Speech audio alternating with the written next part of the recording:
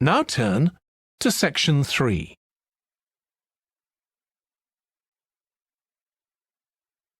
Section 3. You will hear two students called Jack and Alice discussing food labels that give information on the nutritional value of foods. First, you have some time to look at questions 21 to 26.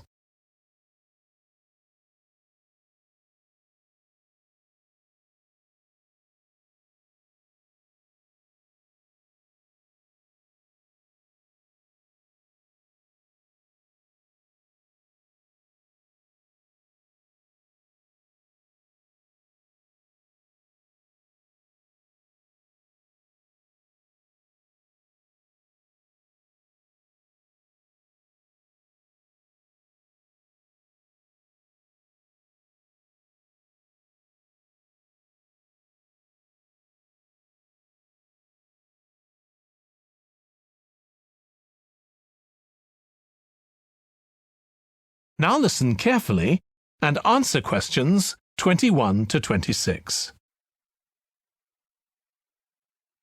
I still got loads to do for our report on nutritional food labels.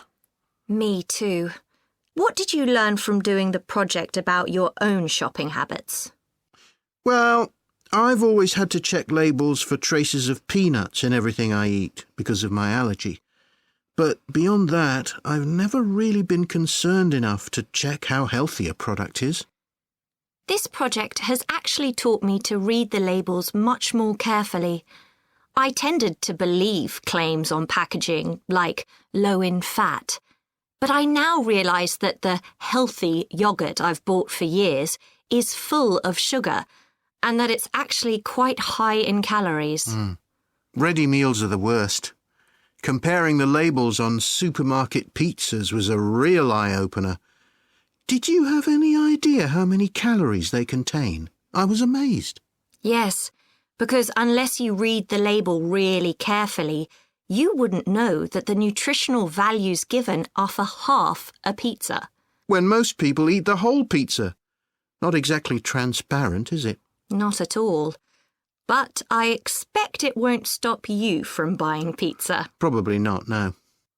I thought comparing the different labelling systems used by food manufacturers was interesting. I think the kind of labelling system used makes a big difference. Which one did you prefer?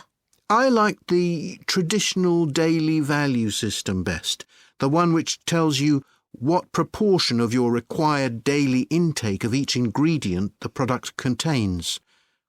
I'm not sure it's the easiest for people to use, but at least you get the full story. I like to know all the ingredients in a product, not just how much fat, salt and sugar they contain.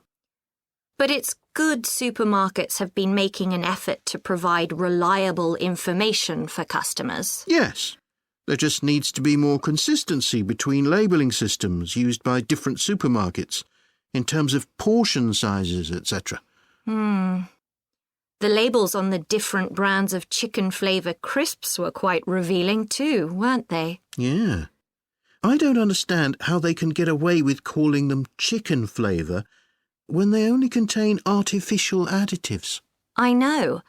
I'd at least have expected them to contain a small percentage of real chicken. Absolutely. I think having nutritional food labelling has been a good idea, don't you? I think it will change people's behaviour and stop mothers, in particular, buying the wrong things.